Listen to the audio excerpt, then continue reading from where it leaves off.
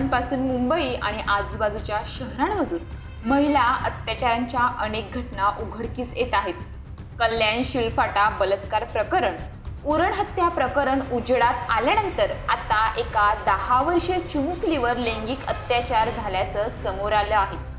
या प्रकरणातील 30 वर्षीय तरुणाला रविवारी मुंबई पोलिसांनी अटक केली. पीडित मुलगी ठाणे येथे राहते. मे महिन्यात लोकसभा निवडणुकीचं मतदान मुंबईत पार पडलं. मतदानासाठी चिमुकलीची आई मुंबईतील पूर्व उपनगरात आली होती. आई मतदान करायला गेली असताना तिने आपल्या लेकीला विश्वासाने तिच्या बहिणीच्या घरी ठेवलं. मुलीला सांभाळायला बहिणीच्या पतीने त्या दिवशी सुट्टी काढली होती, परंतु या संधीचा फायदा या नराधमाने घेतला. त्याने तिच्यावर लैंगिक अत्याचार केले. या प्रकारामुळे ती पुरती घाबरली होती.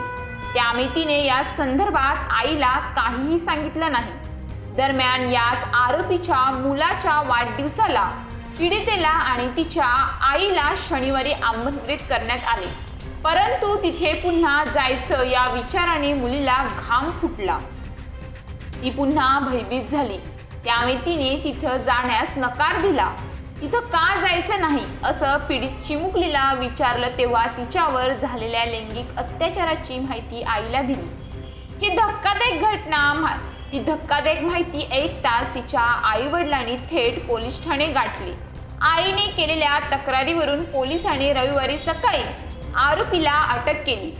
आरोपीवर भारतीय दंड संहितेचे कलम 376 बलात्कार, 506 धमकी देणे आणि लैंगिक गुन्ह्यांपासून बालकांचे संरक्षण कायद्याच्या 4, 5 M, 6, 8 आणि 12 अंतर्गत गुन्हा नोंदवण्यात आला आहे.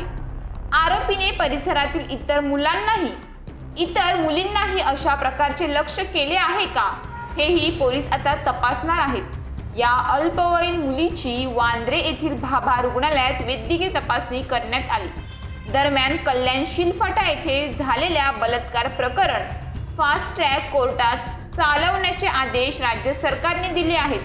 तर उरण हत्या प्रकरणातही वेगाने चौकशी सुरू आहे. हे दोन्ही प्रकरणे ताजी असतानाच मुंबईतील बलात्कार प्रकरण समोर आल्याने आता मुंबईकरांनी संताप व्यक्त केला आहे. अशा प्रकारामुळे महिला खरंच सुरक्षित आहेत का, असा प्रश्न सामान्य मुंबईकरांनी विचारला आहे.